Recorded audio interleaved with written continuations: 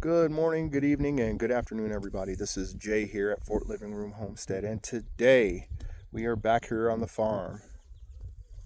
Look at this lovely view. We are here on Lake Chihuahua at our farm, and today is a pretty big day. We've got a lot going on today. We just had some farm visitors come out to kind of check out and see what we're doing as far as organic growing out here. And an even bigger thing we've got going on today is we have people here that are going to be installing our dragon fruit posts today up at the top of our farm. So what I'm going to do today is I'm going to start here at the bottom of the farm, kind of walk you guys around, show you a little bit of the progress that we've been making, and hopefully you enjoy what we're doing. So like I said, we're here at the bottom of the farm. We did a little rearranging of some things. A lot of things going on right now as far as our crops. We've picked up some clients who were going to be growing some organic produce for and specialty tomatoes. So we transformed this area right here. Let me back up a little bit. We transformed this area right here into our nursery. Some of you have seen before know that this was our little nursery area before. You can see by the massive stalks of dill right here. We've got a nice little wall of dill over here, which is actually working well for us because it's keeping a lot of the bugs away and attracting a lot of the pollinators. But back over here, we've got our little nursery area where we're growing some of our higher quality tomatoes, at least the seedlings. We've got some brown sugars here. We've got some Rebel Starfighter Primes, some Principe Borghese. These are great sun-drying tomatoes right here. We've also got some Pink Jazz, Alice's Dream, and we've got some other things growing here in this plot over here. We decided to repurpose this over here as our compost pit. Basically what we're going to do is we're going to burn all the rest of this down. We're going to mix all of our compost here, and we're going to keep a nice little bed right in the nursery. It's going to make it easier from when we decide to start seedlings here. Another thing we've been trying to do is interplant preventive crops to keep a lot of the bugs away. We've got some marigolds here. We got a little dill we got planted here. Some rosemary, some Persian basil, and some black opal basil right here. Yeah, we've just been doing interplanting. A lot of this interplanting has been helping us out tremendously. We've noticed a huge reduction in the pests that we're getting out here. Again, we're just going to walk down one of these trellises. This happens to be the trellis that has all of the passion fruit. This was originally, look at that flower. Those are really cool. And these are passion fruits growing off of here. Originally, this was for tomatoes, but the passion fruit literally just took over.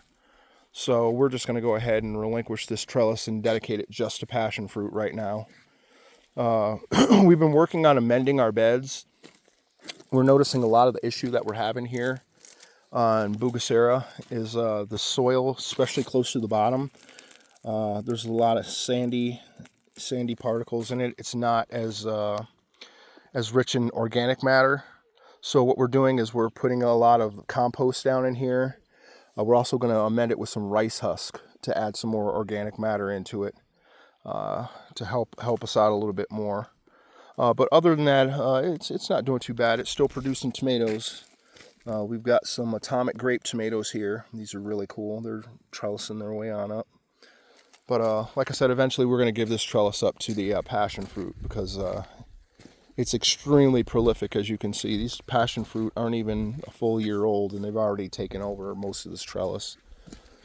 So, back over here, this is our old nursery area. We've got like a hodgepodge of things just kind of growing in here. We're kind of waiting for this to die down a little bit. We got some green pepper here, more marigold, cabbage, basil, yada, yada, yada.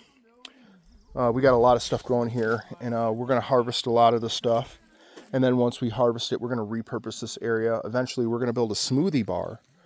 And we're going to put that smoothie bar right about here. We've got plans to build a massive deck that's going to go from the edge where this drop-off is. I'll walk back over here so y'all can see the drop-off I'm talking about.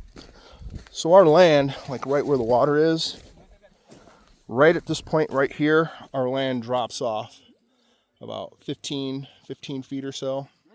So we're going to build a deck that comes from up here. It's going to go out over the water, and then we're going to build a dock down there. So it's all going to be kind of interconnected. You can walk out on the deck, sit up there, have some drinks, eat some fresh fruit, vegetables, and go down to the dock, do some kayaking. We're working on all that, but we've got to get our foundationals down first. But that being said, let's go ahead and walk up to the top. Again, a lot with the interplanting. Oh, I'm so happy we've got our lavender that's finally growing here. It's been really hard getting lavender to grow here, but we finally got some lavender going on. Yeah. We've even got some asparagus going on here. Different varieties of dill. Again, we've got a lot of interplanting going on in our trellis systems. One, to attract pollinators, and two, to deter the bugs that are problems.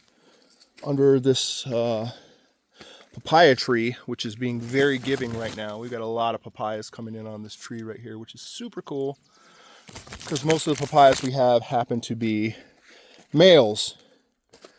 But this one female is giving us a lot of fruit, which is super cool. It'll go great with our smoothie bar. But under the papaya tree, we've got all of our seedlings that we started that we're planning to put into the ground here on these trellises soon. We've just been amending the soil, working on getting our interplanting with our marigolds, basil, rosemary, mint, and all the other things. Trying to get that squared away to get the soil nice and ready and to get the environment ready. So, walking on up past the trellis area. This is an area we've been kind of working on to experiment with a few different varieties of cabbage. And we've got some monsters here. Look at the size of these cabbage. So yeah, we've got a lot of cabbage going here. And we started some early purple broccoli. That's going to come up in this area over here. Again, everything's interplanted. Lavender, basil, rosemary, to try to keep down on the bug population. Marigolds. Some of these marigolds are dying down now, which is not a bad thing. We've been harvesting a lot of these marigolds to get the seeds so we can start planting more, which needs to happen. I'll get on my guys about that soon. But yeah, everything's looking great in this section down here. Let's go ahead and head up a little more. We're just starting to clear out this other area up top here. We're just clearing this area out right here. And this other area.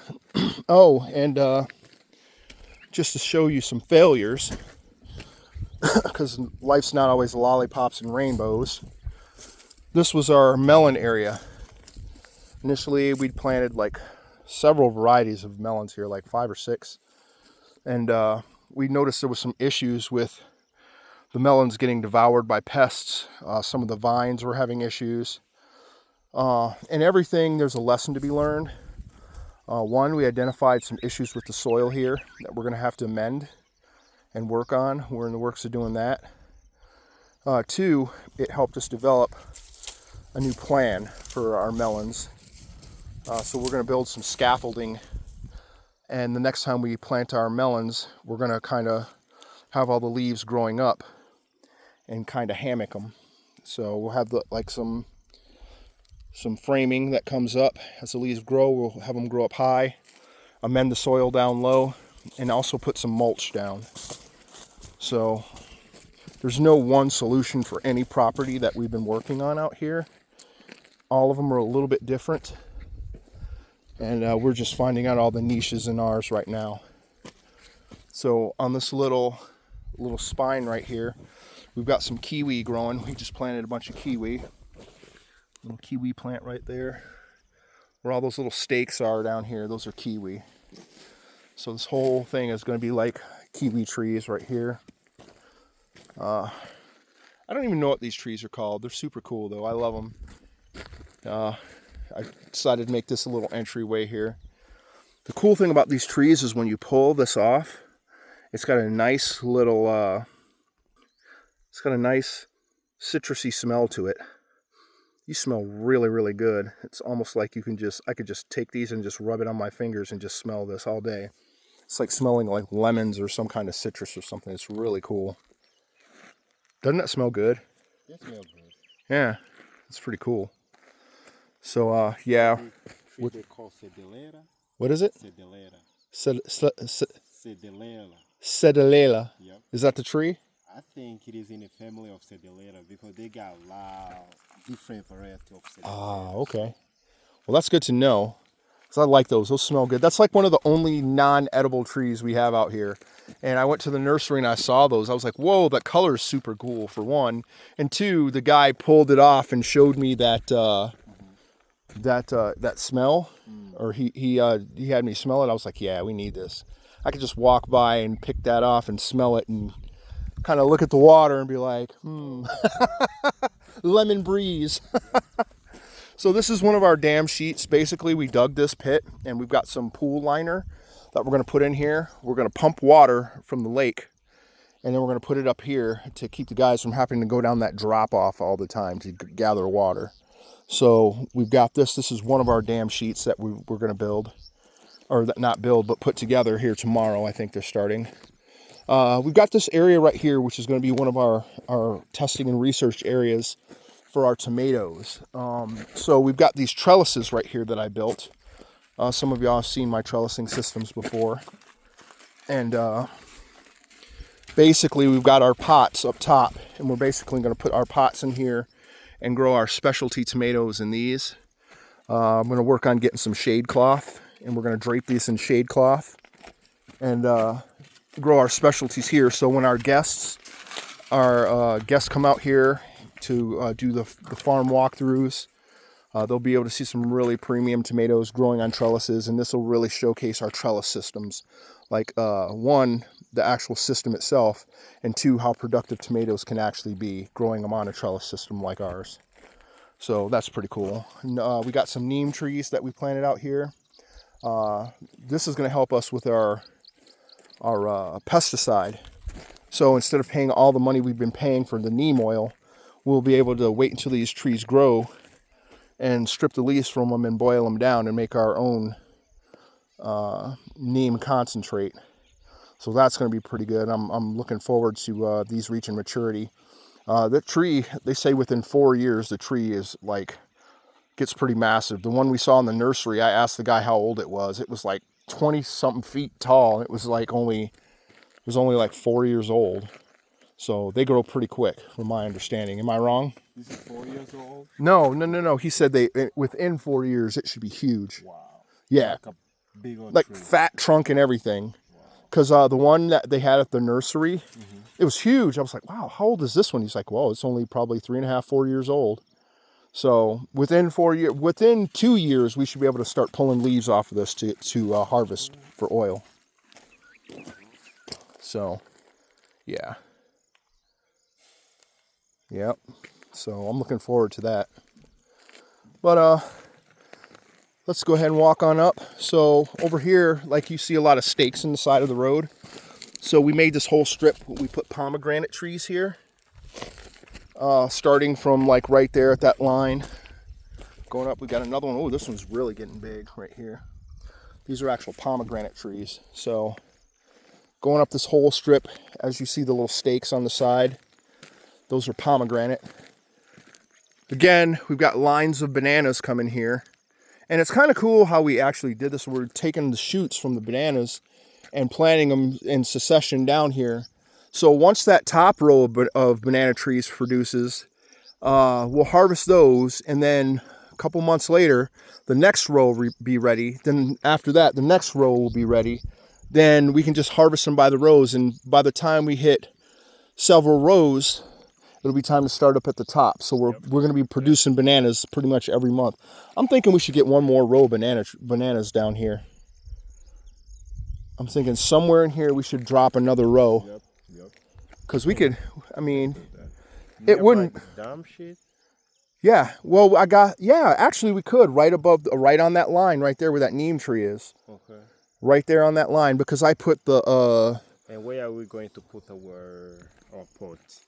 put what? Pot, the one which where we're gonna put those trellises, the pot. Oh, the pots. I'm thinking either this side or this side. Almost want to put them right next to the dam sheet. So, I mean, it's minimal walking to get water, but I think this is a little more level is the thing. This land right here is a little more level. That's what I'm thinking.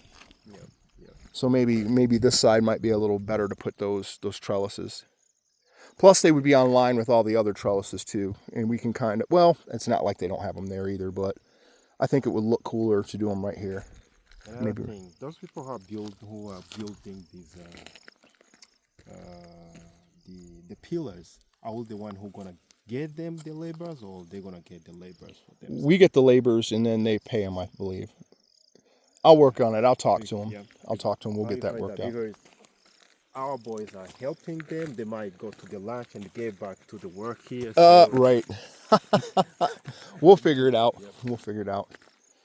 So yeah, these are our coconut trees. This is one of them. So we've got this whole strip is going to be all edible trees. So this is a coconut tree. We got another one there we just put in the ground. More pomegranates, as you can see from the stakes on the side of the road. We haven't even cleared the side of the land out yet. We're going to probably do that later in the week. Clearing that one, you say, I saw your takes that we're going to construct something. What construction were you talking about? Where? About when you were telling me, I saw the WhatsApp text that you sent me on my way back. Like, to bring those people to clear this whole... Yeah, because we're going to have to build zones for testing zones. So we're going to have, because we've got all those other seeds coming in, and we're going to have to do tests on those crops. So I want... that means that we clear this whole field. Yeah. Okay. We got to clear all this. All this? Yeah. Okay. Oh yeah, we're doing it. We're having them clear tomorrow. Yeah, we're doing it. So yeah, we got to clear this, and then up to there too. The only part we don't really need cleared is the part at the very top. The one... all the way at the top, past on the other side of the banana line. That's the only parts we don't really need cleared yet, because that's where I want to put the building, and we haven't got there yet. But once we get all this basic stuff taken care of, then we'll worry about clearing that. But right now, I want to focus on doing a lot of the testing for some of the seeds we have, because I've got a lot of bushes and some other herbs that I want to test and see how they do here. And I need a little bit of isolation space to keep everything from clustering up. So yeah. So yeah, we're walking further up. We got another banana line here. Another banana line of trees. More pomegranates. I think we're gonna have more pomegranates than we know what to do with. Yep. Coconut tree. Another coconut tree. And now we're getting up to the top where they're going to put our dragon fruit. We got our mandarins right here, which we need to get this cleared out too, because I almost feel like these are...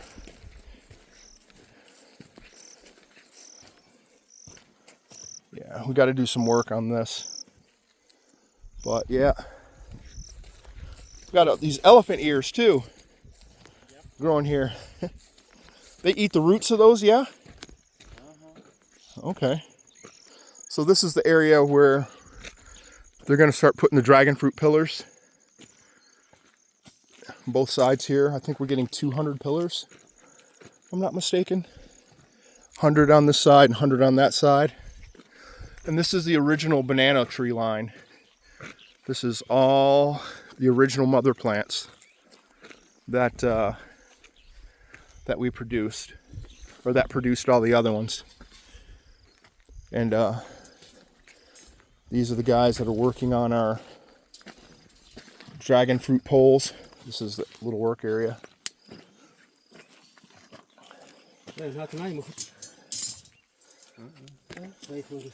And this is the infrastructure right here for the cement beams. Yeah, I'm going to say, fence.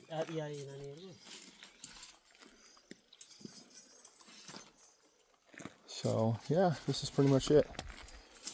And over here, really quick, another coconut tree. Another coconut tree. This is the other dam sheet. They've actually got the edges flattened out, so we can get ready to start putting the sheeting in tomorrow.